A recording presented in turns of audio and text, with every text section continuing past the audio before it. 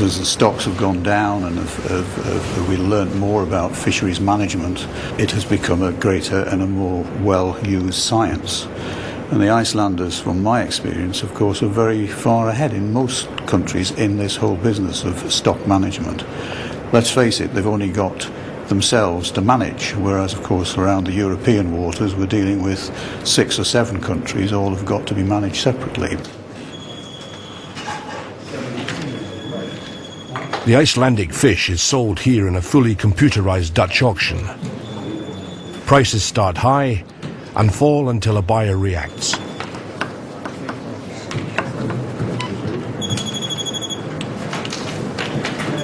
It's largely a silent affair.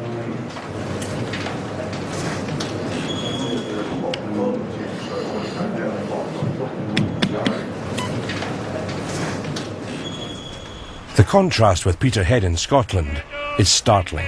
4, 10, 20, 420, 450, 50 pound, you're out, 50 pound, 155 to 68, 155. Here, the quayside fish market, one of the largest for white fish in Europe, runs on more traditional lines. 140, 140. And the bulk of the fish that comes to the market still arrives in British boats, including the Andersons' boat, Glenugie. Unlike Hull, Peterhead's fishermen never became dependent on fish caught in distant waters. Donald Anderson held on to a family business, and in his son, he found a willing partner. My mother was determined I was going to do well at school. I could have done well at school, but I chose to be at school when I had to be, and be in the harbour all the time if I could be. So it was a balancing act to keep the teacher happy, mother happy and me happy. And the harbour always won. When I saw Donald was definitely going to go to the fishing, there wasn't a happier man in Peterhead. I was very pleased that he was coming in. It was more my term coming into the family business. And once Donald Jr. had got his skipper's ticket, his father lost no time in sending him out to face his first challenge. I remember on arriving in the house, my father had come in from sea, I think it was Friday, and he had just landed. And he said to me, "What's happening with you? Have you got that ticket yet?" I says, "Yes." He says, "Right, you're taking a boat to sea on Sunday night." We sailed on the Sunday evening. Everybody was southeast of Peterhead fishing off Sunderland. And we went down there, and there was a huge fleet of boats then. And because my father's reputation had he hardly spoke to anybody else and was his own man, they sort of cast me aside. So it finished up a total disaster because I went around from Monday to Friday like being behind the brush. Too late. So with no more ado and go home with the tail between our legs and land on a Saturday morning with a complete disaster. And I thought, well, that's it, that's my initiation. But my father being the kind of man he is, he says, well, there's no point in me coming back until you've learned how to do it. So I was putting back out the next week to do the same again. And I managed, I think it was in the 3rd attempt, well, we were talking to the town because we left on the Monday afternoon and we ran the Thursday morning with a huge shot of cod. I wouldn't be allowed to land that nowadays.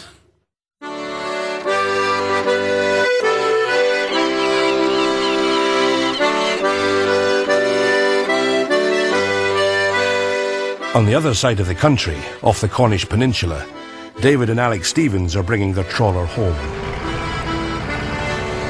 Their family has also seen big changes in fishing since the 1950s. In those days, they would have landed the catch at St Ives. But in 1969, the Stevens moved from the tidal harbour there to the deep water harbour at Newlyn. These days, very few fish from St Ives. Then the family could catch what it liked. But that too has changed. Overfishing has led to severe restrictions. If you think you're overfishing a an area or a particular stock, then you need to do something about it. And one possible way is to impose a quota, which is the limit of the amount of fish of that species that you can take out of the sea. Right, let's get down here. Officers of the Marine Fisheries Agency in Newlyn are carrying out a spot check on the Stevens boat to ensure that they're sticking to the quotas. Right, so we've got dories here. Yeah, dory here. Bit of a smaller run this time. Yeah. Get the end of the season for them there. That's prime stuff. I've got lemons underneath. Lemons underneath there, okay. From 97 to now, you've seen vessels leaving the industry as they found that they didn't want to carry on and the quota, it was not enough for them. And the boats who wanted to carry on have bought the quota off the vessels who've left, and that's how the industry is contracted and consolidated. It was not a nice process, but it's been a necessary process. You know, we had to be fishing sustainably and within our means, and we're getting there now. Well, in my opinion, the most threatened species in the North Sea is fishermen. It's not the fish. Because we can't shoot the nets and say we only want haddock. We catch whatever's swimming in front of the net, and we find that we have to dump good marketable fish over the side. Someone running a boat in the industry now, it's a fine balancing act to keep viable.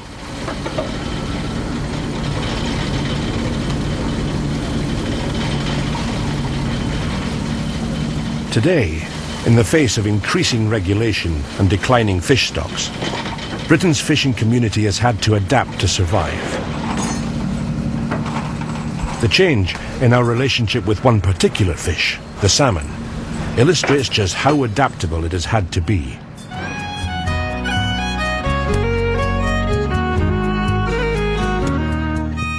Salmon has been caught traditionally on its return to rivers and estuaries from ocean feeding grounds. In the 1930s, amateur filmmakers recorded the popular bagnet method on the Isle of Skye.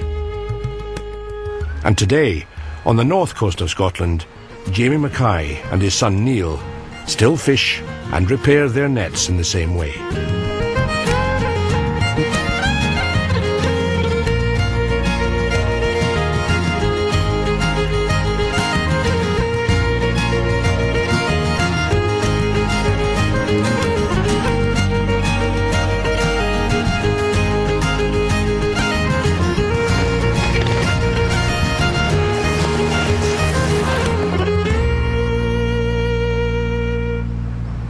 The fish just sort of come in here, follow this leader that would be here in the sea, it's tied to his eyes. Then they would come up in here through what we call the big door, and they would also swim around in this area for a time, and then they would see this opening where they would think was an escape route, and just swim around and round in there. It never really changed much in hundreds of years that it has been running. But something fundamental has changed. Today, wild salmon is a luxury item for those with gourmet tastes and deep pockets. Stocks of the fish and the numbers of fishermen hunting them in the traditional way have plummeted. The new salmon fishermen don't need the traditional methods because they no longer hunt salmon. They farm them. In these stacks of trays in a farm hatchery in Scotland, hundreds of thousands of salmon eggs are being incubated. My wife's actually a midwife at the local hospital in Fort William, and she quite often comes home and says, you know, we've delivered one baby or two babies, and she doesn't seem to agree with me, but quite often you'll tell her that, well, we've delivered 2.5 million today, so you've got it quite easy. Essentially, in this hatchery, we take in a large batch of eggs once a year, about 2.5 million. We then move them from the hatchery down to the tanks that we see here, and we introduce feed from there, and it's from that point onwards we grow them on. After about 15 months, the smolts, or juvenile salmon, are transferred from the inland hatchery to the farms, usually found in lochs. The industry might look new, but its origins go back a long way. In many senses, we think of fish farming, rather than fish hunting, as being a modern development. And yet, fish farming is very old. Just look around Britain and you'll see the remains of many medieval fish ponds dotted across the country. But today, most UK salmon farming is concentrated in Scotland. The manager of this farm, off the Isle of Skye in the west of Scotland, is Ewan MacArthur.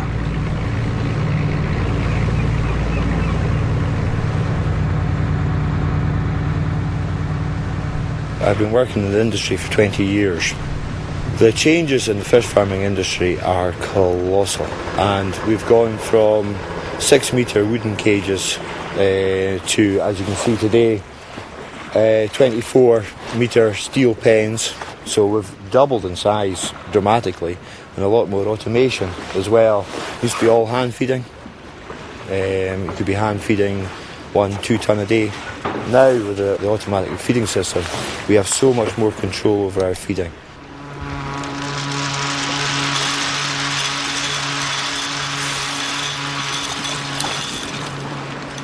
I've been involved with crofting on the Isle of Skye since I was a child. There's a major overlap from land farming, crofting, into fish farming. At the end of the day, you're still farming livestock. With arguments about pollution and the effects on wild fish stocks, salmon farming is hugely controversial. But fish farming is set to expand. Scientists are exploring ways of farming a whole range of fish.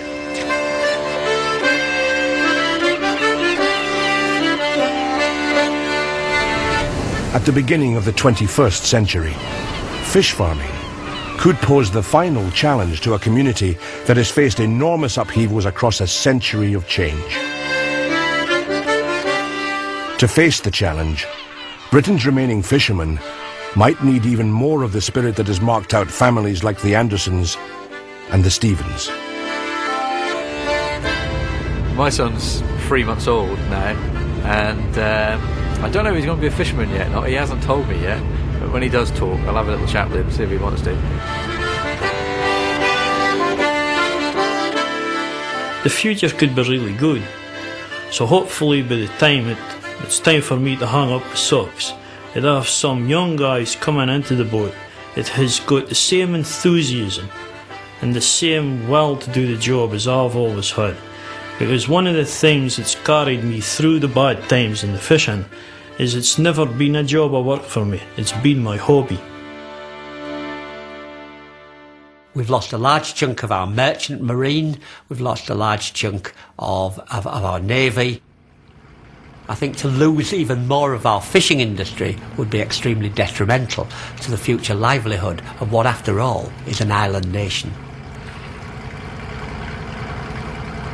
Then up get the codfish with his great old head. He said to the dagger, get a cast of lead, singing windy old weather boys, squally old weather boys, when the wind blow.